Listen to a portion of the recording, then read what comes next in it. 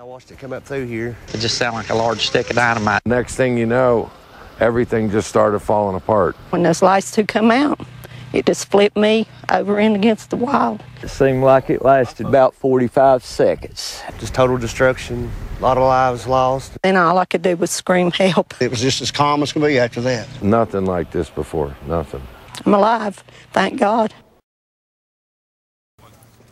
The sky hangs low over the Tri-Cities Airport Sunday morning as a crowd gathers and waits for the return of Army Specialist Fred Green. The 29-year-old was gunned down by a fellow soldier during a shooting at Fort Hood in Texas just over a week ago. Every soldier's death is difficult to accept, but his brothers in uniform say the loss of the 13 at Fort Hood is harder than most. They have a certain effect on all of us. It's hard, it's hard on the nation like it is on us. It's not only a typically KIA from Iraq or Afghanistan, but this one's, this one's on our own soil. This one's domesticated, so it's kind of getting us all. 10 days after losing his life, the chartered flight breaks through the Smoky Mountain fog, and as the wheels touch the ground, Specialist Green is almost home. Local veterans stand silent as his flag-draped casket is slowly lowered back onto East Tennessee soil. Our primary mission is to, render the honor that the soldier has, that the soldier's really earned. A full police escort will lead Specialist Green's final trip home. The family requested the route be changed from major highways to the back roads. Through the areas where Fred grew up and spent a lot of his time. So they decided in taking the motorcade from the airport to the funeral home in Mountain City to go through the area where he grew up. A Green family spokesperson says they're grateful for the outpouring of support from across this nation. Still struggling with the loss, but they definitely appreciate the well wishes of their friends and neighbors and the American public for what has happened to Fred. The toll of a church bell echoes through the mountain town where folks stand with heavy hearts along a flag-lined Main Street as the procession pulls into sight. A difficult day, even for those that never met Fred Green. So you and your military, you're a big family.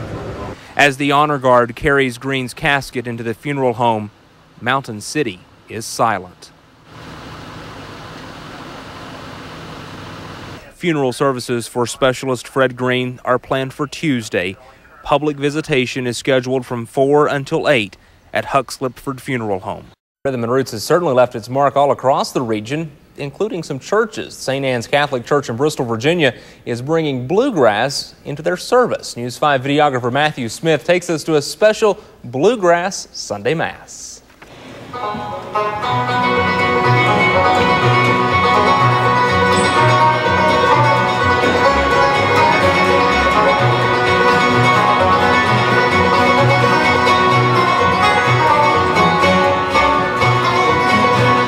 When I first came here, I got exposed to the Rhythm and Roots Festival, and I always thought it would be neat if we, as a Catholic community, were able to take the Mass texts and put them to a bluegrass method.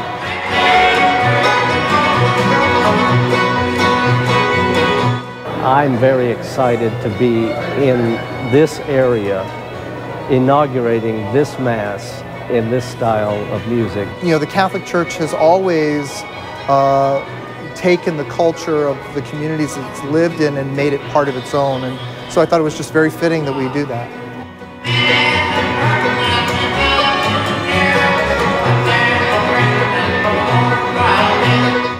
So many great bluegrass and old-time musicians, and that's, I think, just to bring that part of the culture into the celebration of the liturgy has been just a great thrill for us.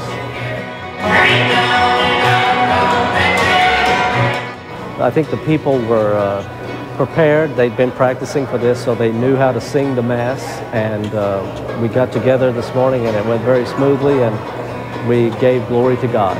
When you experience something in worship that's really different in terms of music, it actually gets you to pay attention more to all the rest of the parts of the Mass.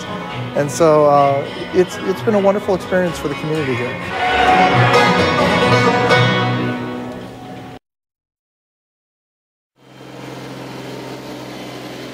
small town of Beech Mountain, North Carolina, guests grab a hayride to a land they've only seen in the movies.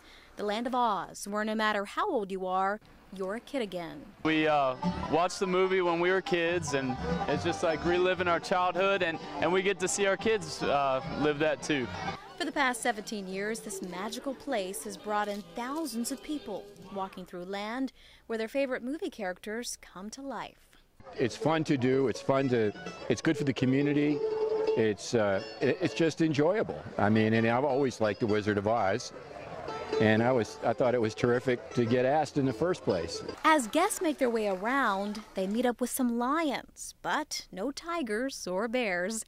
They see the Munchkin men, though, walking around. Welcome to Munchkin Land. Did everyone make it through that tornado okay? They might even run into the Wicked Witch of the West. It's just a fun Oz party is what we call it, and it really truly is. And we see people that have come when they were little kids, they're bringing their children and their grandchildren. It is marvelous. A party for a place where playing dress up is encouraged. After taking some photo ops with some characters, the next part of the adventure is going to the museum, where guests can see some of the clothes worn in the 1939 classic. For the visitors, it's fun.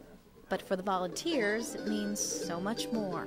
Taking pictures with little kids and seeing how excited they are, because it was my favorite movie when I was little. And it's neat to see how it's their favorite movie too. This year, event organizers have cut back on their tickets because Emerald City just couldn't hold anymore. It has grown to the point that we've had to shift gears and start limiting people's visits to make it special for everybody. And after taking the trip down the yellow brick road and stopping by Dorothy's house, they finally meet the famous Wizard of Oz, where their adventure stops. But the imagination never ends. Sherry Evans, News 5.